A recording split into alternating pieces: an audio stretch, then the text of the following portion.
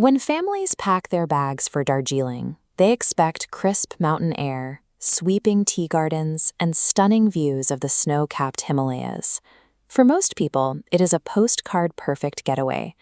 But just 30 kilometers away lies the misty town of Kursong, and hidden within its dense pine forests is Dao Hill, widely considered the most haunted hill station in all of India.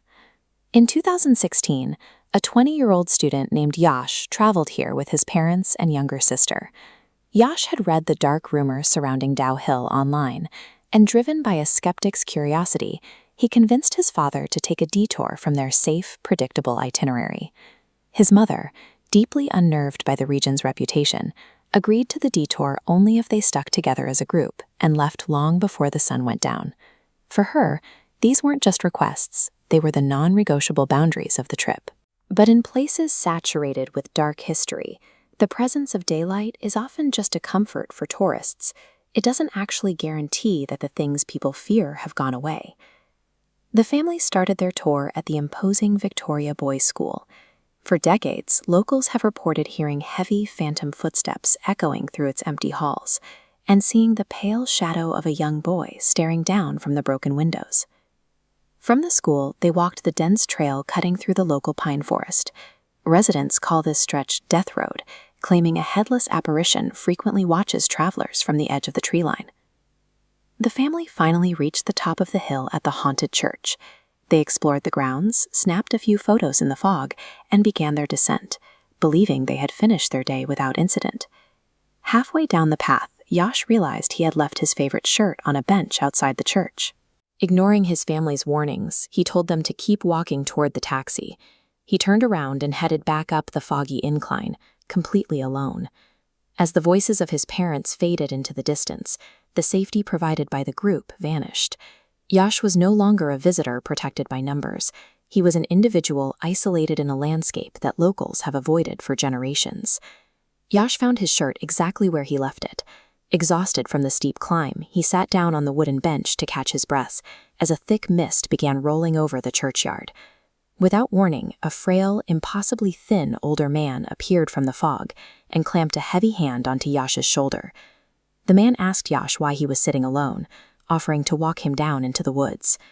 The request was unsettling, but the voice delivering it was worse. It was a booming, impossibly deep sound that seemed like it couldn't possibly belong to the frail, withered body standing over him. Yash's skepticism was gone. He politely refused the offer, grabbed his shirt, and began walking quickly toward the trail, feeling the old man's eyes tracking his every move. This is the moment where the body often reacts to a threat the mind can't yet explain. It's an instinctive chill that overrides logic, signaling that a situation has shifted from merely strange to genuinely dangerous. Back on the dense pine forest path, the atmosphere changed. A sudden freezing gust of wind violently whipped past his neck. Buried within the howl of that wind, he clearly heard a voice whisper his own name directly into his ear. He began hearing heavy footsteps crunching in the dirt directly behind him. He remembered the local warning about Death Road. If you hear someone following you, you never, ever turn around. Yash kept his eyes locked straight ahead, until a sharp, vicious pinch clamped down on the back of his neck. The sudden pain sent him sprinting wildly down the trail. As he ran, he could sense something moving in the shadows. An unseen shape was darting from tree trunk to tree trunk, perfectly matching his speed. When an encounter moves from a sighting to a physical strike, the rules of the encounter change. A presence is no longer just being observed, it is now actively trying to make its mark on the physical world. Gasping for air near the bottom of the trail, Yash suddenly smelled strong cigarette smoke. He nearly collided with their taxi driver, who was standing by the tree line. The driver snapped at him, acting aggressively and demanding they hurry up. Yash was too flooded with adrenaline to question the driver's sudden hostility. Relieved to have found any human presence, he let the gruff man walk closely behind him the rest of the way. But as Yash finally broke through the edge of the dark forest, he stopped, completely frozen in his tracks. Standing 30 yards away by the parked car, cheerfully playing a game with his little sister, was the real taxi driver. The figure shadowing Yash through the pines was a chalawa, a shape-shifting illusion recorded in the region's oldest folklore. It mimics human safety to draw isolated targets away from their path. The entity had used Yash's own need for safety to lure him into a false sense of security, turning his rush toward help into a walk toward a trap. The family rushed down the mountain and caught the evening train home, but the experience followed Yash back to his bedroom. For the next 2 months, Yash suffered from a debilitating, unexplained illness. Severe fevers kept him bedridden, while phantom voices continued to whisper his name at night.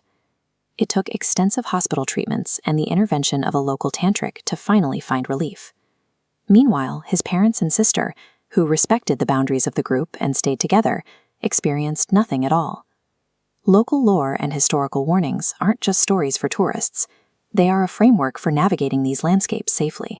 When Yash chose to ignore the group and the warnings of the mountain, he stopped being a traveler and became a part of the history he didn't believe in.